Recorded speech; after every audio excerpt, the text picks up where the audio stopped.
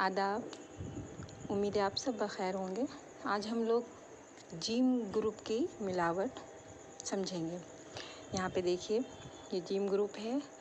Gym group में आप जानते हैं 4 लेटर्स होते हैं, जीम, चे, हे और खे। यहाँ हम उनको दूसरे हुरूफ से कैसे और किस तरह से किस फॉर्म में मिलाते हैं ये देखेंगे। यहाँ पे देखिए, जीम और अलिफ है। जीम को अलिफ से मिलाना है, ठीक है। तो जीम का हम सिर्फ इतना हिस्सा लेते हैं। जीम का हम सिर्फ इतना हिस्सा लेंगे और उसमें अलिफ जोड़ेंगे और ये हो जाएगा जीम अलिफ ज़बर जा।